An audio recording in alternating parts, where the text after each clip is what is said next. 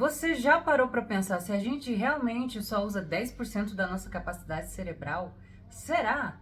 Já parou para pensar também se os humanos têm mais neurônios do que os outros animais?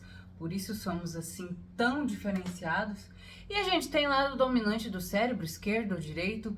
Todas essas situações, todas essas afirmativas e mais algumas outras a gente vai falar aqui no vídeo de hoje. Prazer, meu nome é Amanda Salles, para quem não me conhece, sou farmacêutica pós-graduanda em Neurociência do Comportamento Humano e este aqui é o meu podcast. Você já parou para pensar? Muito prazer para quem está vindo aqui pela primeira vez e muito obrigado à minha audiência de sempre, aos meus amigos, as pessoas que estão aí me acompanhando. Dei uma pequena pausa, mas já voltei e vamos voltar com tudo aqui nesse podcast. Bom, antes de começar os mitos e verdades acerca do cérebro humano, acerca das neurociências, eu vou pedir já sempre no começo dos vídeos para a gente conseguir aumentar o engajamento desse canal, o seu like, a sua inscrição e o seu compartilhamento. Compartilha com esse amigo, seu amigo que gosta de saber curiosidades. Vai ser um episódio mais leve hoje, pra gente matar algumas curiosidades. E eu fiz uma enquete no meu Instagram, já tem um tempinho, sobre essas verdades e mentiras, para ver quem acertava. E teve muitas aqui, são 10 afirmativas. Teve muitas afirmativas que a maioria achou que era verdade, era mentira. A maioria achou que era mentira e é verdade. Tá muito interessante, né? Vai ser um assunto mais leve, como eu disse, mais sobre curiosidades, mas o que seria de nós seres humanos se não fôssemos curiosos, não é verdade? Este é um dos nossos diferenciais. Então, se não deu o seu like, por favor, deixa aí o like, não custa nada pra você, mas vale muito pra mim. E vamos começar esse vídeo então. A primeira curiosidade, o primeiro verdade ou mentira aqui é se usamos apenas 10% do nosso cérebro. Isso é verdade ou mentira para você? Antes de eu falar aqui a resposta, o que você acha? É mentira, né, gente? Esse é um dos mitos mais populares da neurociência, que envolve aí o cérebro, né? Na verdade, a gente usa praticamente todas as partes do cérebro em proporções diferentes, dependendo da atividade que a gente está executando. Então, é uma mentira, assim, descabida, sem fundamento nenhum. E como que você prova que isso é verdade ou mentira? Por exemplo, qualquer estudo de neuroimagem, como a ressonância magnética funcional, vai mostrar áreas do seu cérebro em funcionamento quando você está, inclusive, dormindo, né? Muitas pessoas pensam que um cérebro que está dormindo está inativo, não está fazendo nada, mas pelo contrário, está fazendo muita coisa, está trabalhando pra caramba para guardar memórias, aprendizados, para assimilar situações.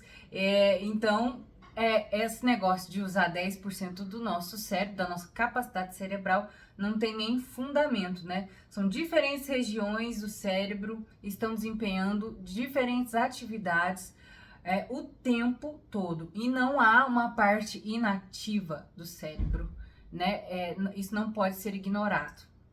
Então, fechou? Primeiro mito aí da neurociência foi desvendado. Não usamos só 10% do cérebro. Essa afirmativa não tem cabimento algum. Mas e lado dominante? Temos um lado dominante no cérebro? Hemisfério esquerdo, hemisfério direito? Não, também é mentira, não temos. Os dois hemisférios trabalham juntos. Essa é como se fosse um complemento do nosso outro verdade ou mentira dos 10% do cérebro. Faz todo sentido, né? Seguindo aqui o fio, não temos um lado dominante. São vários nervos ali entrelaçados, são várias sinapses de um lado para o outro, trabalhando em conjunto. Cada área com as suas especializações, né? O córtex pré-frontal, o hipocampo, a amígdala, cerebelo, né? Também ali, que já nem faz parte do encéfalo em si, mas não temos hemisfério dominante. Esse é outro grande mito acerca das ciências, das neurociências. Então, já desvendamos dois, que é mentira. Não temos 10%, não usamos só 10% e não temos lado dominante do cérebro, tá bom? Terceiro, Os humanos têm mais neurônios do que qualquer outro animal. Essa afirmativa para você é verdadeira ou falsa? O que você acha aí?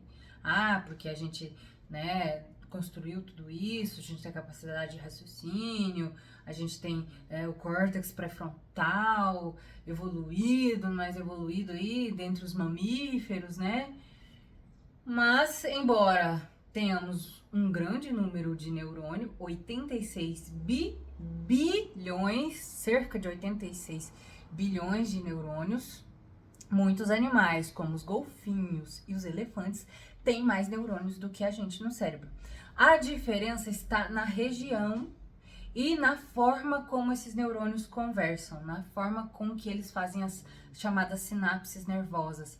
Então, os elefantes têm muitos neurônios, eu esqueci de trazer o dado da quantidade, mas eles têm mais que a gente, né? Mais de 86 bilhões, é algo assim muito maior mesmo.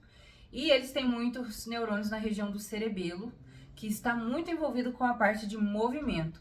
Porque a tromba do elefante, ela é uma ferramenta, né, dele completamente aprimorada. Ao mesmo tempo que ele consegue exercer uma força muito grande para arrancar o tronco de uma árvore com aquela tromba, ele também exerce movimentos muito finos, por exemplo, como para pegar um amendoim, como para beber água, ou coisas pequenas frutinhas nas árvores. Então, a região que é especializada na questão do movimento é o cerebelo, e para isso o elefante desenvolveu mais neurônios e, consequentemente, mais sinapses nessa região responsável pelos movimentos.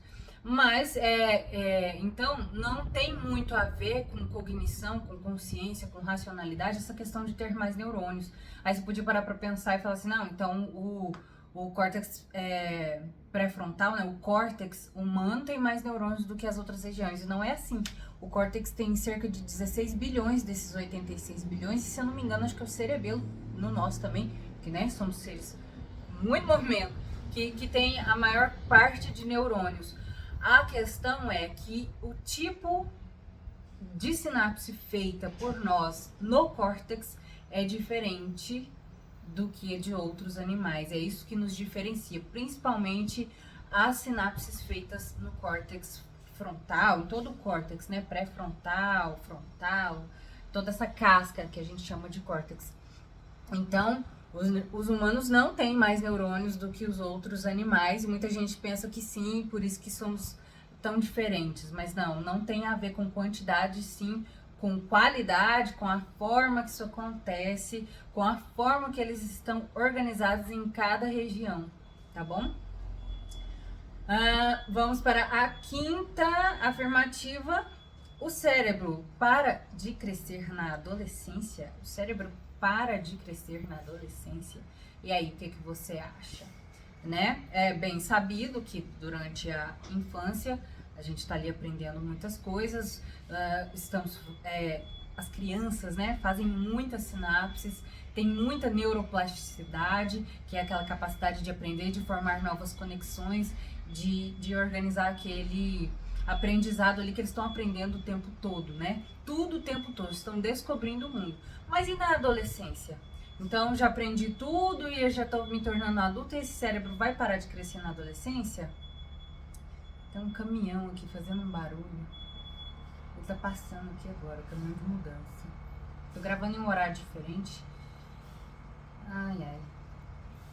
Mas tá bom. Vocês sabem que eu tenho agonia, né? Quem me conhece já sabe que eu morro de agonia dessa barulheira.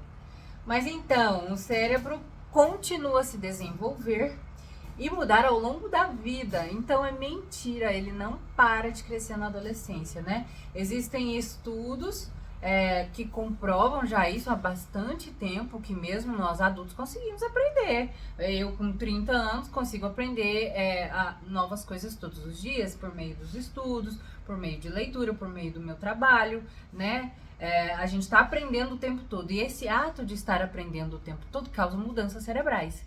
E não é que ele cresce de tamanho, ele aumenta as sinapses, né? Ele forma novas sinapses ali entre os neurônios. Isso é a famosa neuroplasticidade. Ela diminui com o passar dos anos, mas ainda continua. Enquanto estivermos vivos e com capacidade de aprender as coisas, o cérebro da gente vai estar fazendo novas sinapses. E isso seria o crescimento dele, qualitativamente falando, até quantitativamente, né? Porque aumenta, sim, as sinapses nervosas. Então, fica aí um pensamento pra gente que é muito importante a gente se manter ativo cognitivamente. É importante a gente procurar atividades que estimulam esse cérebro a sempre estar ativo, como a leitura, como montar quebra-cabeças, jogos, né, de xadrez, dominó, exercício físico, para que os neurotransmissores responsáveis por essas sinapses estejam sempre sendo produzidos. A gente já sabe que massa muscular favorece a produção de certos sinalizadores químicos para informar para o nosso cérebro que ele precisa continuar ativo, porque esse corpo está ativo. Então, aí é importante situações para você tomar conta aí no seu dia a dia, para a gente poder envelhecer bem com o cérebro e um corpo ativo, tá bom?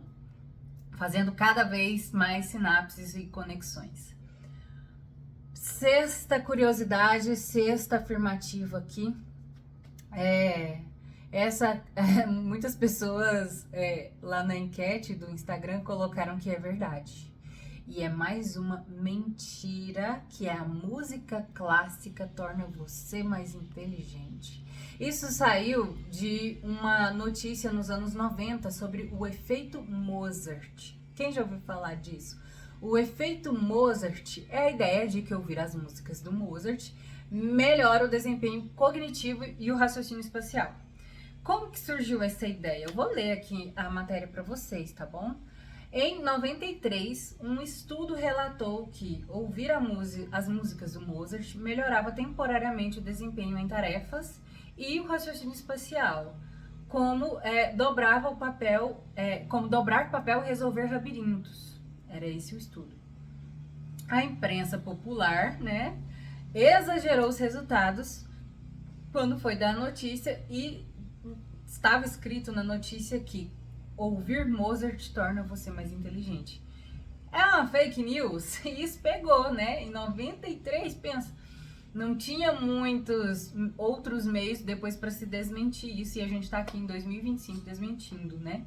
Essa ideia levou ao aumento da comercialização de CDs do Mozart nos Estados Unidos. Os pais, principalmente, colocavam suas crianças para ficar ouvindo Mozart enquanto estudava, enfim, virou um rolê. Mas o que a ciência diz, né? Eles fizeram, então, uma meta-análise de estudos, replicando esse estudo original, e mostrou pouca evidência de que ouvir Mozart tem um efeito particular no raciocínio, na inteligência, na cognição, né? O autor do estudo original enfatizou que esse efeito de ouvir o Mozart não tem efeito na inteligência de uma forma geral. A música tem efeitos positivos no humor e na concentração, mas não há evidências conclusivas de que ouvir música clássica aumenta a inteligência, tá bom? Então, a gente gosta, a gente curte, tudo bem, vai melhorar aí o seu humor, pode ajudar na sua concentração. Eu, quando tô lendo e tô na rota do ônibus para ir pra empresa, eu gosto de colocar música clássica, porque não tem letra, não me apego à letra ali, a tentar cantar alguma coisa, mas me ajuda a não escutar o barulho do ônibus, das pessoas no ônibus da rota, e me ajuda na concentração da leitura. Então, assim, é bom, eu gosto muito nesse sentido. Quando eu tô estudando também gosto de colocar, até pra me acalmar mesmo, diminuir a ansiedade, eu gosto de colocar algumas músicas clássicas pra escutar. Mas essa questão da inteligência aí não é comprovado cientificamente, tá bom? Então continua ouvindo suas musiquinhas, as clássicas, as não clássicas, pra te ajudar na sua vida, no seu humor, mas te deixar mais inteligente.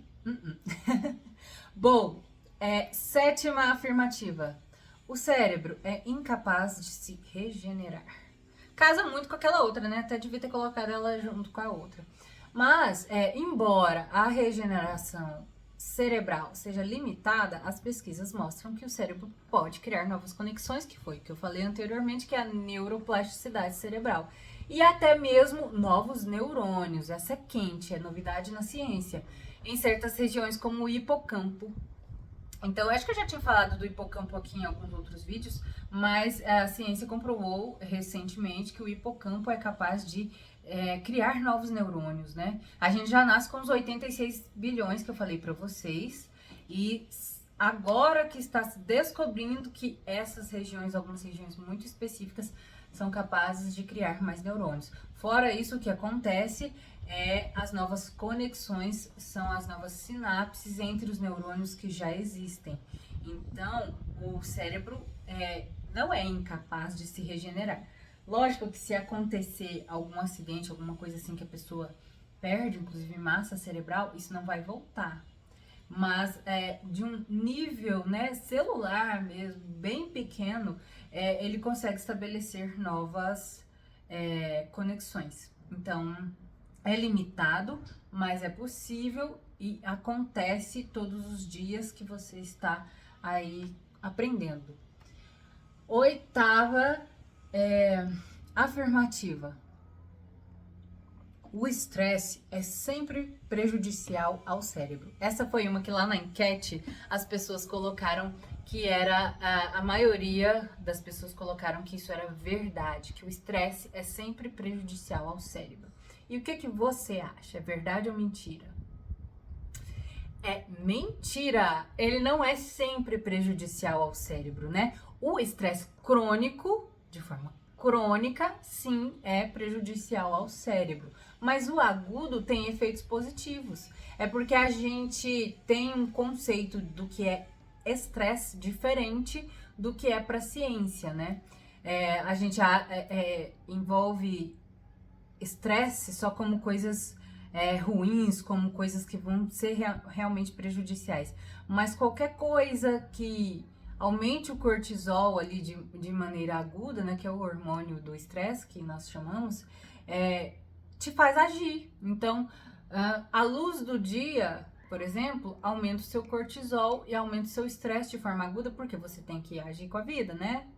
Somos seres, não somos seres noturnos, seres humanos noturnos não existem, somos seres diurnos e funcionamos aí dentro de um ciclo de 24 horas, que é o ciclo circadiano. Então, nesse sentido, existem várias oscilações de hormônios, entre ele o cortisol e a melatonina, e o cortisol funciona muito com a luz do dia. Então, se você pensar que se expor à luz aumenta o seu cortisol de forma aguda, né? Que seria o fisiológico ali. E isso é um estresse, é um estressor? O estresse é bom, de forma aguda, porque ele faz com que você aumente a sua concentração, com que você aumente a sua motivação em situações específicas. Ele faz com que a gente sobreviva, né? Por exemplo, em uma situação lá do Homem das Cavernas, que ele viu um animal, um predador, vindo no rumo dele, ele tinha que ter aquele estresse agudo ali para ele dar um jeito na vida dele. Correr, subir numa árvore, enfim, se esconder. Esse é o tipo de estresse que a gente mantém, né, que a gente tem que ter na vida. O estresse ali no momento que você tá praticando algum esporte, né, que é um estressor, tá causando um dano, mas é agudo, é um negócio que vai ser gastado ali na hora. O único problema é o estresse de forma crônica, que é o que a nossa população hoje em dia tem experimentado. Esse negócio sobe e não volta nunca mais pro basal. E estamos se tornando pessoas cada vez mais estressadas, mais ansiosas, mais irritadas, porque isso está se tornando crônico, tá bom? Mas nem sempre o estresse é prejudicial ao cérebro. Se for de forma aguda, ele é essencial, inclusive, para a sobrevivência de nós seres humanos. Agora, a nona afirmativa, essa foi muito famosa também nos anos 90, ali no começo dos anos 2000, foi muito polêmica, mas a afirmativa é que as vacinas causam autismo. Quem nunca ouviu falar isso? Principalmente os pais, né, quem tem filhos, e aí no momento de vacinar suas crianças. Gente, pelo amor de Deus, é uma informação completamente falsa, inclusive o médico que manifestou essa informação, né, que soltou isso daí foi cassado, Ele não pôde mais exercer a medicina, porque inclusive teve conflito de interesse. Ele fez isso em nome de uma marca. Eu vou ler aqui para vocês a matéria, né? Essa informação é falsa, nasceu de um artigo científico publicado em 98, que já foi amplamente desmentido pela comunidade científica. Este estudo, publicado na revista científica The Lancet, que é uma das mais renomadas do país, foi pelo médico britânico Andrew Wakefield.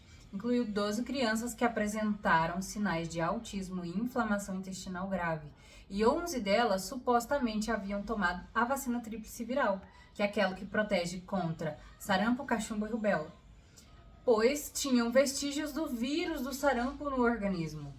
Então, ele pegou e utilizou de dados falsos e, contrariando todos os princípios básicos da ética da pesquisa científica, relacionou a manifestação do autismo nas crianças com a vacina.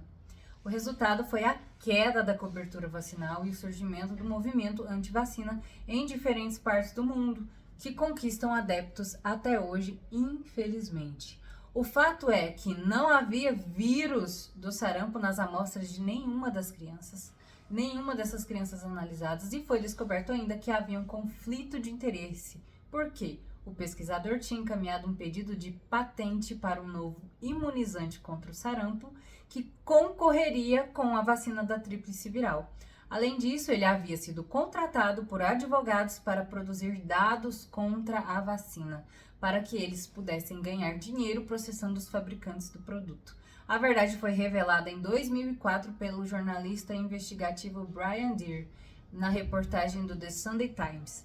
Então, assim, desde 2004 esse negócio foi desmentido, mas até hoje tem pessoas com esse movimento de antivacina, e eu, como profissional da saúde, a gente tem o dever, né, de trazer informação para vocês sobre as vacinas, sobre os medicamentos, né? Eu trabalho numa indústria farmacêutica, inclusive, e eu sei a quantidade de estudos que os órgãos regulatórios, no nosso caso a Anvisa, cobra da gente para provar a qualidade, segurança e eficácia de vacinas, de qualquer medicamento que seja, gente. Tudo que é para uso humano, isso é muito sério.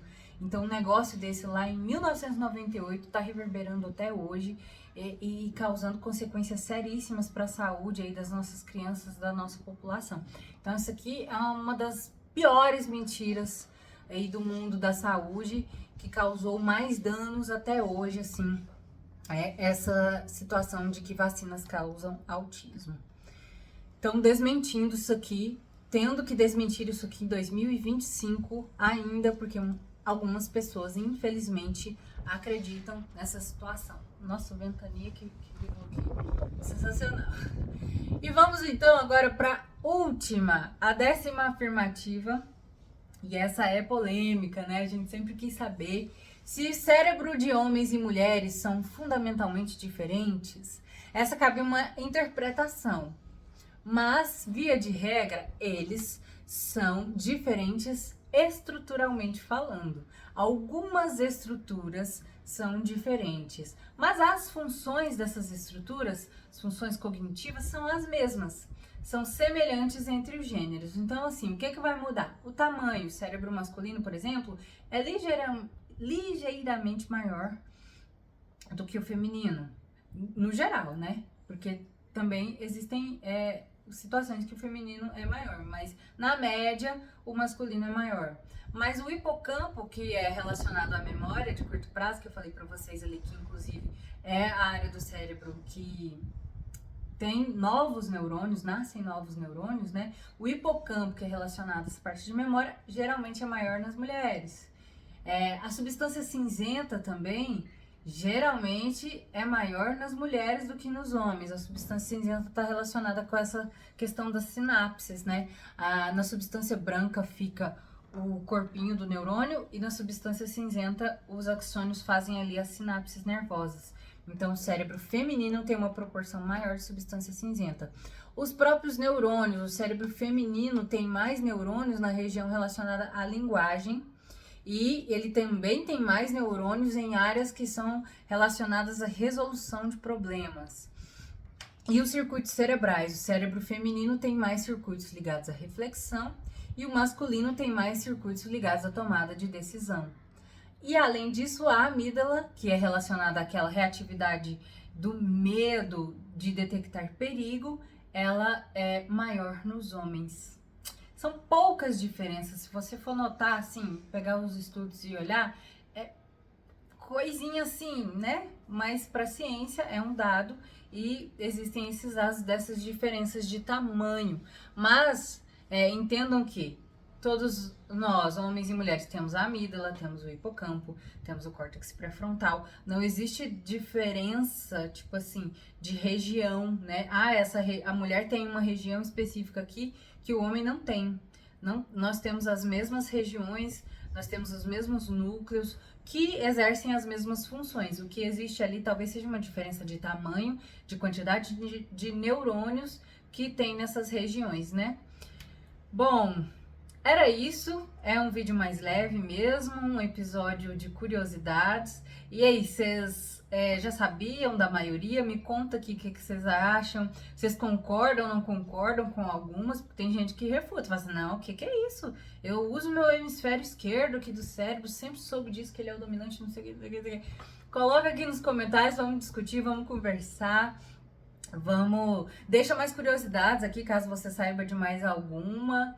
E até o próximo episódio do nosso podcast Você Já Parou Pra Pensar? Comigo, Amanda Salles. Beijo, até a próxima!